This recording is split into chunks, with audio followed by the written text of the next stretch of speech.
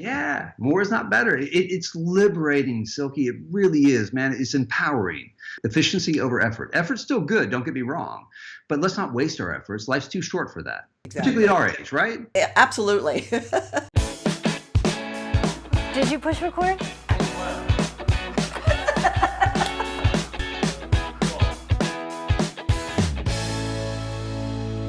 Thank you so much for tuning in again to Our Second Act with Paige and Silka. Today we welcome Kurt Johnsen back to our program. Kurt, welcome back to Second Act TV. Thank you so much for having me. To get you up to speed, we have had two segments with Kurt. Kurt is the co-founder and CEO of Simplified Genetics, the company that is revolutionizing the way we approach fitness and eating and weight loss by doing a DNA test that gives us the roadmap to how we should approach our fitness. And today I'm both excited and apprehensive to find out what my results are because I took the test.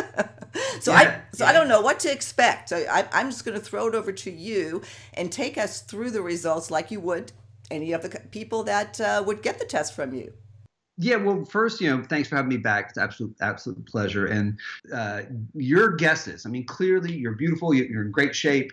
Do you have guesses or desires? Because I find, when I created this with American Power Yoga, like we talked about, a lot of people were really upset with me when I gave them the results. I'm like, hey, don't hate the messenger, right? So what are your hopes here? Oh, I'm in my very late 50s.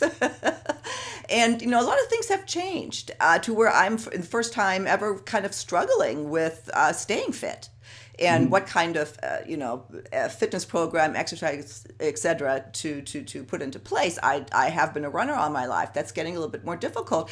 And I share that because I think there's a lot of people that are in my shoes at our age when things change. And that's why I found the whole concept of genetic testing and finding out really what does your body really need and are we doing too much? That's fascinating to me. So Right. That's one thing I want to find out. Yeah, because when things start to not work as well, the go-to is more. Yes. And my go-to is efficiency over effort. So let's get to the results. Now, I assume it's okay with Paige. It's nice to contrast these results. So I was going to kind of go over both of them together. And if I can, absolutely. I'm going to try to share this screen. So Yeah. Let's do heavy that. text lifting here. Okay, so I've successfully shared the screen. Now, let's look at you and your partner Paige's results. So let's start with you, Silky. This is the do. This is my favorite part, okay? We tell you what to do, eat, and take. This is the do. When you run, you should run fast. You're 80% high intensity, 20% low intensity. So there's good news and challenges, okay? Now, when you run, you can still run, but you want to get your heart rate, you can see my cursor, into the high intensity realm. And this is based on a formula with your age at 116 to 141, you're in that high intensity. Now, don't forget you need those, 2 out of 10 sessions at that low intensity. Low intensity really does need to be at least for an hour, and more is better in a low intensity. So if you want to go for a long run, do it at a low rate, go for an hour, hour and a half. I mean, you're all good, right? You can really play with that. But no, what makes sense here too is because one of the reasons I think I'm struggling to put on weight when I do is because I have slowed down my running and I need high intensity. It's simple as that because I had some injuries. That's why it's not working. That makes perfect sense. But now, in the end, you're going to be able to cut down your time you spend exercising. Okay, that's kind of good. Now, quickly, back to Paige. She's 60-40 and kind of a split, which is good. 8% of all women are 50-50, by the way. Just a little fun fact for you. Here we're talking into strength training. And look, you can strength training, particularly at my age or our age, maintaining that muscle mass is very helpful. Maintaining that bone density is very helpful. Now let's look at a typical, month of you guys working out. Okay. So your typical month, you got it. Look, the green is any low intensity. It doesn't matter. Your body doesn't care what it is. Do something you like and do something that's safe. And the orange is high intensity. So look at you over here on the left. 80% high and Paige on the right, almost at 50-50, a little bit more orange. Eat. All right, this is the trickiest one. Okay, now Silky, I'm glad you're sitting down. Okay, so you have high carbohydrate sensitivity, glucose sensitivity, and high fat sensitivity. So you're gonna have to be a little bit cleaner on your diet than most. Paige is low carb and medium fat, and she is one of the rare breeds that need more carbohydrates than protein. Most people do not get enough protein. So you're fairly balanced at 40% protein, 35% carbohydrate, 25% fat. Make sense? Yes, I think so. So basically, I need to stay away from carbs. I can eat more fat, and I need high intensity workouts. Right. And again, majority protein. When you look down your plate, it should be a majority of protein. Protein. Okay. Now, both of you guys should be eating about your own palm size of protein, your own palm size of carbohydrate. You know that you should have a little bit more protein than carbohydrate, right? She'll know that she needs a little bit more. So if you're going to snack or whatever, have some protein. She should have some carbs, right? You're both eating the same amount of fat. Make sense? Yes. I was hoping you said I could eat more carbs, but I knew that was too much to hope for. Hey, I work the opposite of Pareto's Garden. Pareto's Garden is the famous 80-20 rule, right? 20% of your actions will yield 80% of your results. I flip that in health, that if you make the right decision 80% of the time, you have fun the other 20%, okay? Now, so what we've done is we've given you guys meal plans, and this is based on the macronutrient footprint. So our thinking here is this.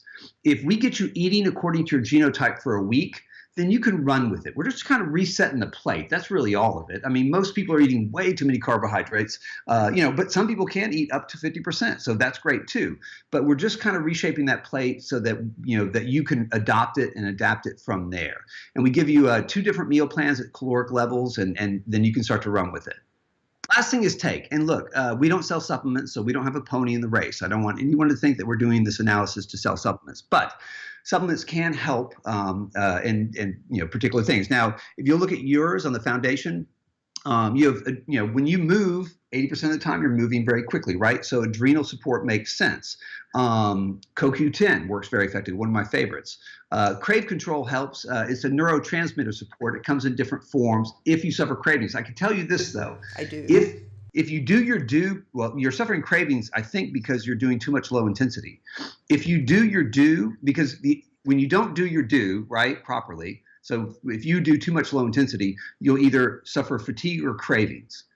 When you stimulate the body correctly, you don't have that. It's kind of a side effect. So the fat sensitivity polyphenols are great, but hey, if you're eating a rainbow diet, you don't need to take polyphenols. You're getting them naturally, right? This is just if you need support, this will help. And branched chain amino acids are good for about 70% of the population. They're great for adding lean muscle mass, but you want to take them properly. You want to take them on an empty stomach or during workout or post-workout and put no carbohydrates in your body. It actually kind of tricks the body to keep burning fat without taking away lean muscle mass. So it's kind of it's a neat. What works for me is my genotype as well, and it really does help. Just pack on not like bulky muscle mass type thing, but just help you collect a little lean muscle mass. Right now, quickly on Paige. Paige has that lucky gene. We're looking at the PPARG gene. It's this gene right here. It's a governing gene. She can take CLA. Now, CLA is conjugated linoleic acid. Are you familiar with it? Yes, I am. It's one of the few supplements that actually have really legitimate science to reducing belly fat. It does so by stimulating a gene. I wonder what that gene is. It is the PPARG gene. So about half the population have one alanine there. If you have it, CLA will work for you. If you do not, and I got news for you, my dear, you do not, and I do not, it will not do anything. It's an absolute waste of money and a waste of time. We talked about that on the last segment, that you can waste so much money just on supplements alone that, doing the DNA test once and knowing what actually is going to do something for you is certainly well worth the investment, in my opinion. And knowledge, it's empowering. It's a bit liberating too. When you have your body's instruction manual, it's a map. My challenge to you is to use your map. That's really it. So what I'd like for you to do, and for Paige, is to really look at this, examine what you're doing now, log it, and then I'd love to come back and see how you're doing. No, we're going to do that. We're absolutely going to do that, and I'm going to look at this, more closely and get on a program. I want to thank you for the time of taking me through this. I want to run this whole segment not because the viewers are going to be so interested in me, but in learning, the detail of what they're going to get, if they do this themselves, and hopefully the information that they can put to use.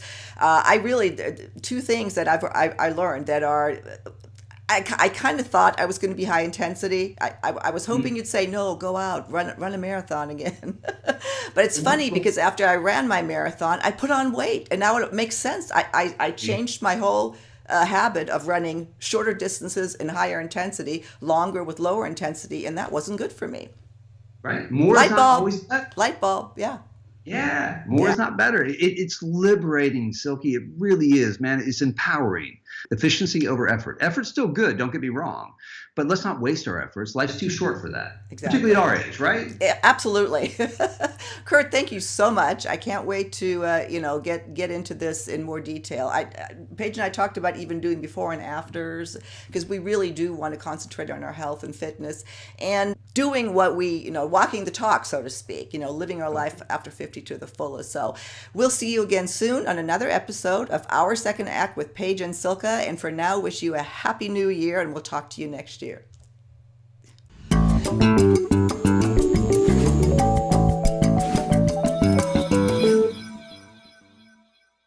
So glad you were able to join us today. For more information about Simplified Genetics or to get your own SimplyFit DNA test, I've provided a link in the video description below. And if you haven't already done so, please be sure to subscribe to our channel. The button's right over here. See you soon.